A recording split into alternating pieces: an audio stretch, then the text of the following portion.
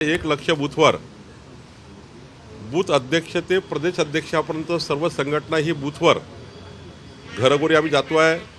1.5 कोटी सदस्य संख्या असलेला भारतीय जनता पार्टीचं संघटन आम्ही करतो आहे।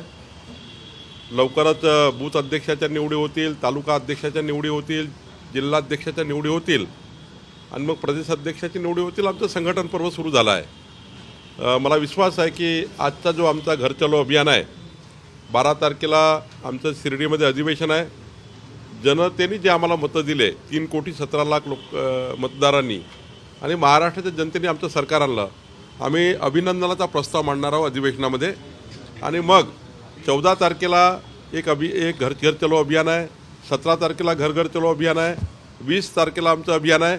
आम्ही या अभियानातनं 1.5 कोटी सदस्य संख्या असलेला प्रचंड मजबूत असलेला भारतीय जनता पक्षाचं संघटन आम्ही या ठिकाणी करतो आहोत। मला विश्वास आहे की 1.5 कोटी सदस्य संख्या होईल। आज इथं बैठक आहे, तुमच्या वेगवेगळ्या बैठका घेतल्या। आज विभागीय आयुक्त पुणे यांच्याकडे या विभागाच्या संपूर्ण प्रलंबित प्रकरणाचा निपटारा लवकरात लवकर करण्याकरता आणि माननीय देवेंद्र फडणवीस सरकारने, आमच्या सरकारने, देवेंद्रजीच्या सरकारने जे 100 दिवसांचं आमचं जे कामकाज आहे या सरकारचं, ते प्रभावीशील, गतिशील, पारदर्शी कसं होईल याकरता प्रत्येक विभागाला जो अजेंडा दिला आहे त्या अजेंड्यावरही आमची पुणे विभागाची बैठक आहे। या बैठकीनंतर मी जमाबंदी आयुक्ताकडे जाणार आहे। IGR मुद्रांक आमचे जे कमिशनर आहे IGRकडे मी जाणार आहेत। त्यामुळं शेती विकास महामंडळाचा मी आढावा घेणार आहे आणि साऱ्या जिल्हाधिकाऱ्यांना मी सांगणार आहे की पारदर्शीपणे आणि गतिशीलपणे महाराष्ट्राला पुढे नेण्याकरता महाराष्ट्र शासनाने जो अजेंडा आपल्याला दिला आहे तो अजेंडा त्या ठिकाणी महसुली अजेंडा तो आपल्याला पुढे न्यायचा आहे आणि विकसित महाराष्ट्राच्या संकल्पाला आम्हाला त्या ठिकाणी पूर्ण करायचा आहे। मी आज 2 तास पूर्ण वेळ पुणे विभागाचे जे तक्रारी असतील किंवा त्यांचा काही महसूल मंत्र्याशी काम असेल किंवा माझ्याकडे काही त्यांचं प्रलंबित असेल मंत्रालयामध्ये तर मी त्यांच्याशी भेटणार आहे। 2 तास मी नागरिकांना दिला आहे। कुठलाही व्यक्ती मला भेटू शकतो असे मी या ठिकाणी 2 तास शिल्लक ठेवले आहे। सर आघाडी सरकारच्या काळात ज्या ज्या मंत्र्यांवर आरोप झाले, भ्रष्टाचार असेल किंवा अन्य आरोप असेल, त्यांनी नैतिक जबाबदारी स्वीकारत त्यांनी त्यावेळेस राजीनामा दिला होता मंत्रिपदाचा आणि बाजूला झाले होते। पण आजची जी परिस्थिती बघितली, बीडच्या सरपंचाच्या हत्या प्रकरणात धनंजय मुंडेंवर जर आरोप होत असेल तर नैतिक जबाबदारी म्हणून त्यांनी बाजूला होणं योग्य आहे किंवा काय? नाही, मला असं वाटतं की वस्तुस्थितीवर गेलं पाहिजे। आज धनंजय मुंडेजी ह्या कुठल्याही त्या प्रकरणामध्ये डायरेक्टली किंवा इनडायरेक्टली कुठल्याही तपासामध्ये येत नाही आहे। ज्या दिवशी तपासामध्ये येतील त्या दिवशी माननीय मुख्यमंत्र्यांनी आणि आमच्या सरकारने सांगितलं आहे की कोणाला आम्ही सोडणार नाही आणि ज्या ज्या पद्धतीने माननीय देवेंद्रजींनी बीड या प्रकरणाचा तपास सुरू केला आहे आणि तपासाला अंतिम करण्याकरता शेवटी तपास इतका मजबूत असला पाहिजे की आरोपी हा कोर्टात सुटू नये याकरता जी बाब करायला पाहिजे ती सरकार करता आहे आणि मला वाटतं की योग्य तपास सुरू आहे। ज्या दिवशी तपासात वाटलं मंत्री दोषी या मंत्री राजीनामे देतील, पण कुणी राजीनामा मागते आहे, कुणाला त्या ठिकाणी आपला आकस काढायचा आहे या आधारावर नको। कुठलाही याच केस नाही, बीडची केस नाही, तर महाराष्ट्रात कुठलीही जर प्रकरण झालं तर डायरेक्ट मंत्र्यावर आरोप करण्यापेक्षा वस्तुस्थितीवर गेलं पाहिजे। मंत्री इन्व्हॉल्व असेल तर राजीनामा देतील। अजित पवार तुम्हाला भेटले का दसच्या संदर्भात, ज्या पद्धतीने तुमच्याच पक्षातील आमदार त्यांच्यावर आरोप करतात?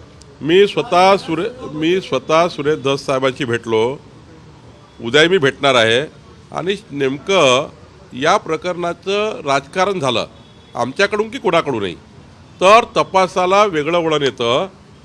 आपली विरोधी पार्टीची आणि आमच्या पक्षाची सर्वांची जबाबदारी काय आहे, या प्रकरणाला सर्वांचा त्या ठिकाणी मोठो काय आहे, या प्रकरणामध्ये जो आरोपी आहे त्या आरोपीला अंतिम शासन होतपर्यंत आपण एकजूटपणे काम केलं पाहिजे।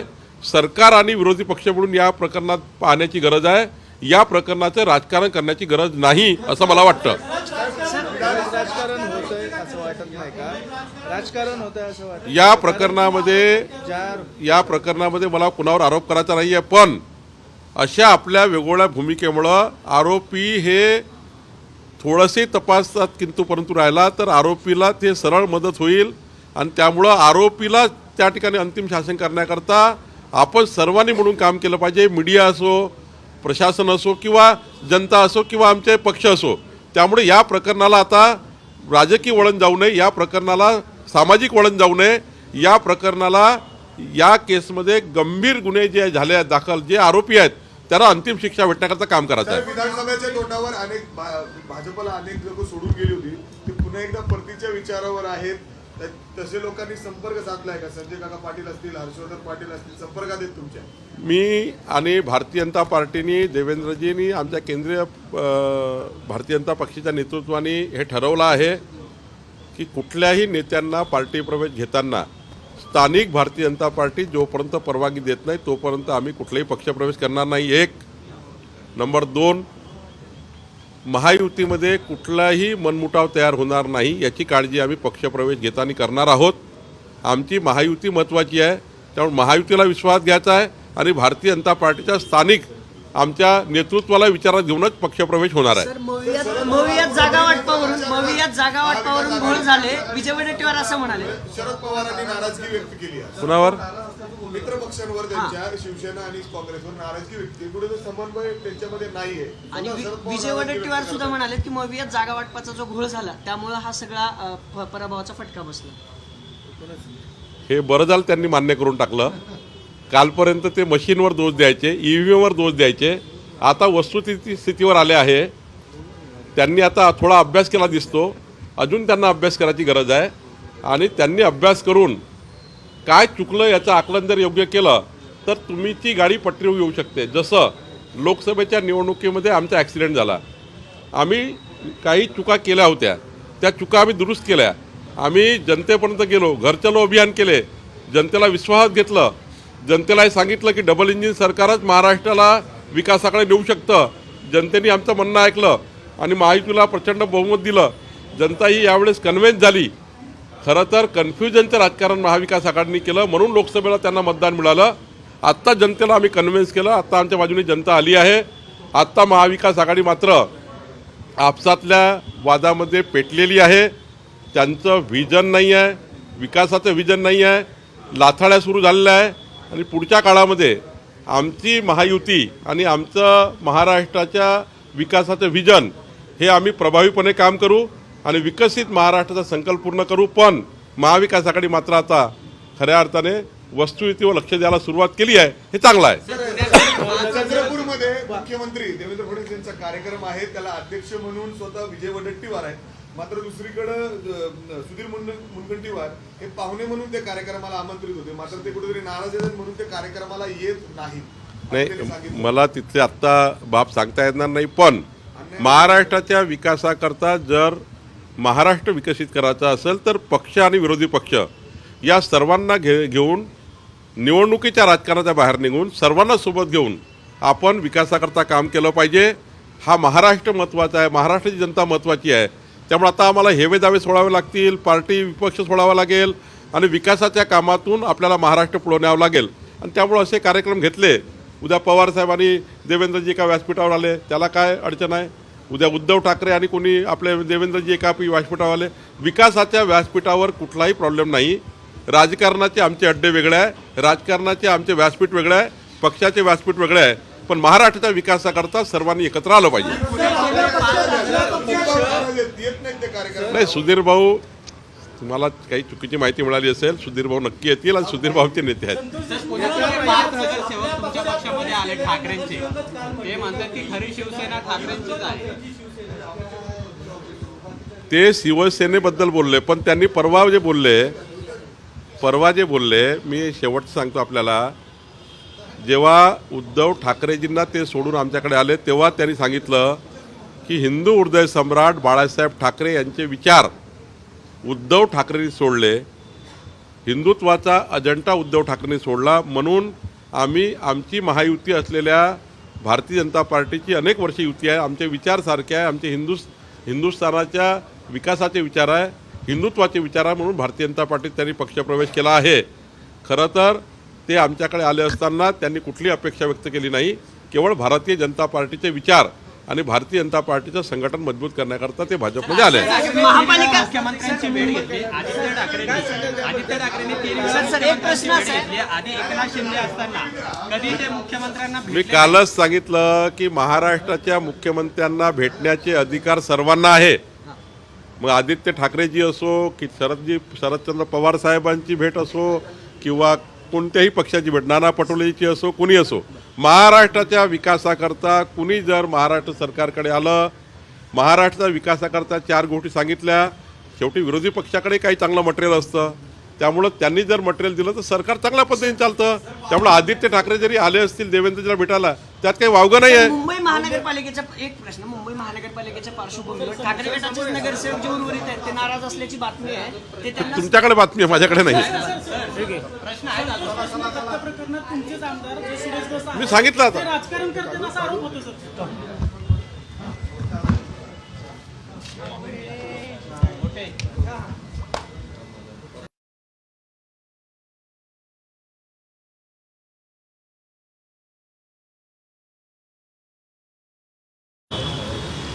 तू शिफारस कर, काय करायचं. तुमच्याकडेच करायची, दुसरीकडे कुणा करायची आता? काल आलेलं ते आणि तुम्ही. साहेब आज अभियान चालू आहे तुमचं पहिला दौरा आहे. महसूल मंत्री पदाची जबाबदारी घेतल्यानंतर आज पुण्यातून पहिला दौरा आणि आज 2 दिवसाच्या बैठका तुम्ही घेतलेल्या आहेत. काय नेमकं आज भारतीय जनता पक्षाच्या संघटन पर्वाचं घर घर चलो अभियान होतं. महाराष्ट्राच्या 1 लाख बूथवर बूथ अध्यक्ष ते प्रदेश अध्यक्षापर्यंत सर्व संघटना ही बूथवर घरोघरी आम्ही जातो आहे. 1.5 कोटी सदस्य संख्या असलेला भारतीय जनता पार्टीचं संघटन आम्ही करतो आहे.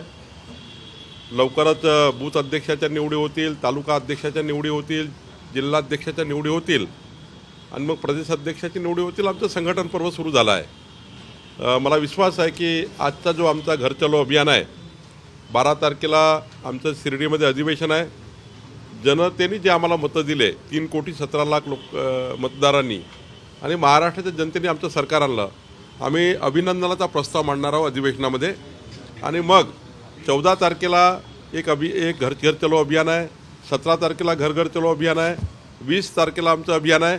आम्ही या अभियानातनं 1.5 कोटी सदस्य संख्या असलेला प्रचंड मजबूत असलेला भारतीय जनता पक्षाचं संघटन आम्ही या ठिकाणी करतो आहोत. मला विश्वास आहे की 1.5 कोटी सदस्य संख्या होईल. आज इथं बैठक आहे, तुमच्या वेगवेगळ्या बैठका घेतल्या. आज विभागीय आयुक्त पुणे यांच्याकडे या विभागाच्या संपूर्ण प्रलंबित प्रकरणाचा निपटारा लवकरात लवकर करण्याकरता आणि माननीय देवेंद्र फडणवीस सरकारने, आमच्या सरकारने, देवेंद्रजीच्या सरकारने जे 100 दिवसांचं आमचं जे कामकाज आहे या सरकारचं, ते प्रभावीशील, गतिशील, पारदर्शी कसं होईल याकरता प्रत्येक विभागाला जो अजेंडा दिला आहे त्या अजेंड्यावरही आमची पुणे विभागाची बैठक आहे. या बैठकीनंतर मी जमाबंदी आयुक्ताकडे जाणार आहे. IGR मुद्रांक आमचे जे कमिशनर आहे IGRकडे मी जाणार आहेत. त्यामुळं शेती विकास महामंडळाचा मी आढावा घेणार आहे आणि साऱ्या जिल्हाधिकाऱ्यांना मी सांगणार आहे की पारदर्शीपणे आणि गतिशीलपणे महाराष्ट्राला पुढे नेण्याकरता महाराष्ट्र शासनाने जे अजेंडा आपल्याला दिला आहे तो अजेंडा त्या ठिकाणी महसुली अजेंडा तो आपल्याला पुढे न्यायचा आहे आणि विकसित महाराष्ट्राच्या संकल्पाला आम्हाला त्या ठिकाणी पूर्ण करायचा आहे. मी आज 2 तास पूर्ण वेळ पुणे विभागाचे जे तक्रारी असतील किंवा त्यांचा काही महसूल मंत्र्याशी काम असेल किंवा माझ्याकडे काही त्यांचं प्रलंबित असेल मंत्रालयामध्ये तर मी त्यांच्याशी भेटणार आहे. 2 तास मी नागरिकांना दिला आहे. कुठलाही व्यक्ती मला भेटू शकतो असे मी या ठिकाणी 2 तास शिल्लक ठेवले आहे. सर आघाडी सरकारच्या काळात ज्या ज्या मंत्र्यांवर आरोप झाले, भ्रष्टाचार असेल किंवा अन्य आरोप असेल, त्यांनी नैतिक जबाबदारी स्वीकारत त्यांनी त्यावेळेस राजीनामा दिला होता मंत्रिपदाचा आणि बाजूला झाले होते. पण आजची जी परिस्थिती बघितली, बीडच्या सरपंचाच्या हत्ये प्रकरणात धनंजय मुंडेंवर जर आरोप होत असेल तर नैतिक जबाबदारी म्हणून त्यांनी बाजूला होणं योग्य आहे किंवा काय? नाही, मला असं वाटतं की वस्तुस्थितीवर गेलं पाहिजे. आज धनंजय मुंडेजी ह्या कुठल्याही त्या प्रकरणामध्ये डायरेक्टली किंवा इनडायरेक्टली कुठल्याही तपासामध्ये येत नाही आहे. ज्या दिवशी तपासामध्ये येतील त्या दिवशी माननीय मुख्यमंत्र्यांनी आणि आमच्या सरकारने सांगितलं आहे की कोणाला आम्ही सोडणार नाही. आणि ज्या पद्धतीने माननीय देवेंद्रजींनी या बीड या प्रकरणाचा तपास सुरू केला आहे आणि तपासाला अंतिम करण्याकरता शेवटी तपास इतका मजबूत असला पाहिजे की आरोपी हा कोर्टात सुटू नये याकरता जी बाब करायला पाहिजे ती सरकार करता आहे. आणि मला वाटतं की योग्य तपास सुरू आहे. ज्या दिवशी तपासात वाटलं मंत्री दोषी मंत्री राजीनामे देतील, पण कुणी राजीनामा मागते आहे, कुणाला त्या ठिकाणी आपला आकस काढायचा आहे या आधारावर नको. कुठलाही याच केस नाही, बीडची केस नाही, तर महाराष्ट्रात कुठलीही जर प्रकरण झालं तर डायरेक्ट मंत्र्यावर आरोप करण्यापेक्षा वस्तुस्थितीवर गेलं पाहिजे. मंत्री इन्व्हॉल्व असेल तर राजीनामा देतील. अजित पवार तुम्हाला भेटले का दसच्या संदर्भात ज्या पद्धतीने तुमच्याच पक्षातील आमदार त्यांच्यावर आरोप करतात? मी स्वतः सुरेश धस साहेबांशी भेटलो, उद्या मी भेटणार आहे. आणि नेमकं या प्रकरणाचं राजकारण झालं आमच्याकडून की कोणाकडूनही तर तपासाला वेगळं वळण येतं. आपली विरोधी पार्टीची आणि आमच्या पक्षाची सर्वांची जबाबदारी काय आहे? या प्रकरणाला सर्वांचा त्या ठिकाणी मोठो काय आहे? या प्रकरणामध्ये जो आरोपी आहे त्या आरोपीला अंतिम शासन होतपर्यंत आपण एकजूटपणे काम केलं पाहिजे. सरकार आणि विरोधी पक्ष म्हणून या प्रकरणात पाहण्याची गरज आहे. या प्रकरणाचं राजकारण करण्याची गरज नाही असं मला वाटतं. राजकारण होतंय असं वाटत नाही का? राजकारण होतंय असं वाटतं या प्रकरणामध्ये मला कुणावर आरोप करायचा नाही आहे, पण अशा आपल्या वेगवेगळ्या भूमिकेमुळं आरोपी हे थोडेसे तपासात किंतु परंतु राहिला तर आरोपीला ते सरळ मदत होईल. आणि त्यामुळं आरोपीला त्या ठिकाणी अंतिम शासन करण्याकरता आपण सर्वांनी म्हणून काम केलं पाहिजे. मीडिया असो, प्रशासन असो किंवा जनता असो किंवा आमचे पक्ष असो. त्यामुळे या प्रकरणाला आता राजकीय वळण जाऊ नये, या प्रकरणाला सामाजिक वळण जाऊ नये. या प्रकरणाला या केसमध्ये गंभीर गुन्हे जे झाले आहेत दाखल, जे आरोपी आहेत त्यांना अंतिम शिक्षा भेटण्याकरता काम करायचं आहे. विधानसभेच्या तोंडावर भाजपला अनेक लोक सोडून गेली होती, ते पुन्हा एकदा परतीच्या विचारावर आहेत. तसे लोकांनी संपर्क साधलाय का? संजय काका पाटील असतील, हर्षवर्धन पाटील असतील, संपर्कात आहेत तुमच्या? मी आणि भारतीय जनता पार्टीने, देवेंद्रजींनी, आमच्या केंद्रीय भारतीय जनता पक्षाच्या नेतृत्वाने हे ठरवलं आहे की कुठल्याही नेत्यांना पार्टी प्रवेश घेताना स्थानिक भारतीय जनता पार्टी जोपर्यंत परवानगी देत नाही तोपर्यंत आम्ही कुठलाही पक्षप्रवेश करणार नाही. एक नंबर 2, महायुतीमध्ये कुठलाही मनमुटाव तयार होणार नाही याची काळजी आम्ही पक्षप्रवेश घेताना करणार आहोत. आमची महायुती महत्त्वाची आहे, त्यामुळे महायुतीला विश्वास घ्यायचा आहे आणि भारतीय जनता पार्टीच्या स्थानिक आमच्या नेतृत्वाला विचारात घेऊनच पक्षप्रवेश होणार आहे. सर, मवियात जागा वाटपावरून घोळ झाले, विजय वडेट्टीवार असं म्हणाले. शरद पवारांनी नाराजगी व्यक्त केली आहे. कुणावर? मित्र पक्षांवर त्यांच्या शिवसेना आणि काँग्रेसवर नाराजगी व्यक्त केली. कुठे समन्वय त्यांच्यामध्ये नाहीये. आणि विजय वडेट्टीवार सुद्धा म्हणाले की मवियात जागा वाटपाचा जो घोळ झाला त्यामुळे हा सगळा पराभवाचा फटका बसला. हे बरं झालं त्यांनी मान्य करून टाकलं. कालपर्यंत ते मशीनवर दोष द्यायचे, EVMवर दोष द्यायचे, आता वस्तुस्थितीवर आले आहे. त्यांनी आता थोडा अभ्यास केला दिसतो, अजून त्यांना अभ्यास करायची गरज आहे. आणि त्यांनी अभ्यास करून काय चुकलं याचं आकलन जर योग्य केलं तर तुमची गाडी पटरीवर येऊ शकते. जसं लोकसभेच्या निवडणुकीमध्ये आमचा ॲक्सिडेंट झाला, आम्ही काही चुका केल्या होत्या, त्या चुका आम्ही दुरुस्त केल्या. आम्ही जनतेपर्यंत गेलो, घरचलो अभियान केले, जनतेला विश्वासात घेतलं, जनतेला हे सांगितलं की डबल इंजिन सरकारच महाराष्ट्राला विकासाकडे नेऊ शकतं. जनतेने आमचं म्हणणं ऐकलं आणि महायुतीला प्रचंड बहुमत दिलं. जनता ही यावेळेस कन्व्हिन्स झाली. खरं तर कन्फ्युजनचं राजकारण महाविकास आघाडीने केलं म्हणून लोकसभेला त्यांना मतदान मिळालं. आत्ता जनतेला आम्ही कन्व्हिन्स केलं, आत्ता आमच्या बाजूने जनता आली आहे. आत्ता महाविकास आघाडी मात्र आपसातल्या वादामध्ये पेटलेली आहे. त्यांचं व्हिजन नाही आहे, विकासाचं व्हिजन नाही आहे, लाथाड्या सुरू झालेल्या आहे. आणि पुढच्या काळामध्ये आमची महायुती आणि आमचं महाराष्ट्राच्या विकासाचं व्हिजन हे आम्ही प्रभावीपणे काम करू आणि विकसित महाराष्ट्राचा संकल्प पूर्ण करू. पण महाविकास आघाडी मात्र आता खऱ्या अर्थाने वस्तुस्थितीवर लक्ष द्यायला सुरुवात केली आहे, हे चांगलं आहे. चंद्रपूरमध्ये मुख्यमंत्री देवेंद्र फडणवीस यांचा कार्यक्रम आहे, त्याला अध्यक्ष म्हणून स्वतः विजय वडेट्टीवार आहेत. मात्र दुसरीकडे सुधीर मुनगंटीवार हे पाहुणे म्हणून त्या कार्यक्रमाला आमंत्रित होते, मात्र ते कुठेतरी नाराज आहेत म्हणून ते कार्यक्रमाला येत नाहीत.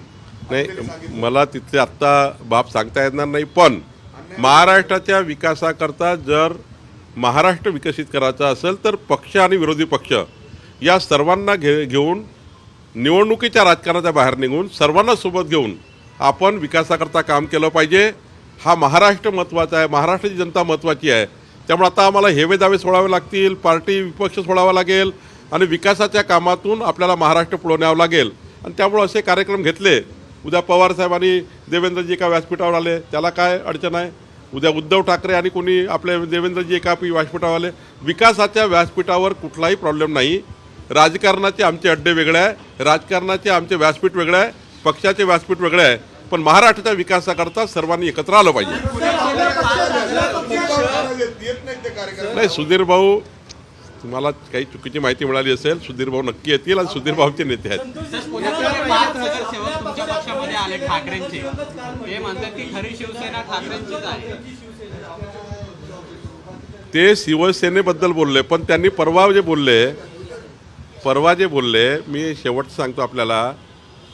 जेव्हा उद्धव ठाकरेजींना ते सोडून आमच्याकडे आले तेव्हा त्यांनी सांगितलं की हिंदू हृदय सम्राट बाळासाहेब ठाकरे यांचे विचार उद्धव ठाकरेंनी सोडले, हिंदुत्वाचा अजेंडा उद्धव ठाकरेंनी सोडला. म्हणून आम्ही आमची महायुती असलेल्या भारतीय जनता पार्टीची अनेक वर्षे युती आहे. आमचे विचार सारखे आहे, आमचे हिंदुस्थानाच्या विकासाचे विचार आहे, हिंदुत्वाचे विचार आहे. म्हणून भारतीय जनता पार्टीत त्यांनी पक्षप्रवेश केला आहे. खरं तर ते आमच्याकडे आले असताना त्यांनी कुठली अपेक्षा व्यक्त केली नाही. केवळ भारतीय जनता पार्टीचे विचार आणि भारतीय जनता पार्टीचं संघटन मजबूत करण्याकरता ते भाजपमध्ये आले. महापालिका मुख्यमंत्र्यांची भेट घेतली आदित्य ठाकरेंनी 3 सर, एक प्रश्न असा आहे. घेतली. आधी एकनाथ शिंदे असताना कधी ते मुख्यमंत्र्यांना मी भेटले कालच सांगितलं की महाराष्ट्राच्या मुख्यमंत्र्यांना भेटण्याचे अधिकार सर्वांना आहे. मग आदित्य ठाकरेजी असो की शरदचंद्र पवार साहेबांची भेट असो किंवा कोणत्याही पक्षाची भेट, नाना पटोलेची असो, कुणी असो, महाराष्ट्राच्या विकासाकरता कुणी जर महाराष्ट्र सरकारकडे आलं, महाराष्ट्राच्या विकासाकरता 4 गोष्टी सांगितल्या, शेवटी विरोधी पक्षाकडे काही चांगलं मटेरियल असतं. त्यामुळं त्यांनी जर मटेरियल दिलं तर सरकार चांगल्या पद्धतीने चालतं. त्यामुळे आदित्य ठाकरे जरी आले असतील देवेंद्रजीला भेटायला, त्यात काही वावगं नाही आहे. मुंबई महानगरपालिकेचा एक प्रश्न, मुंबई महानगरपालिकेच्या पार्श्वभूमीवर ठाकरे गटाचेच नगरसेवक जे उर्वरित आहेत ते नाराज असल्याची बातमी आहे. ते त्यांना तुमच्याकडे बातमी आहे, माझ्याकडे नाही. देश विदेशातील प्रत्येक घडामोडींचे लाईव्ह अपडेट मिळवण्यासाठी आता साम टीव्हीच्या सर्व सोशल मीडिया प्लॅटफॉर्मला लाईक, फॉलो आणि सबस्क्राईब करा. तसंच सर्व नोटिफिकेशनसाठी बेल आयकॉन प्रेस करायला विसरू नका.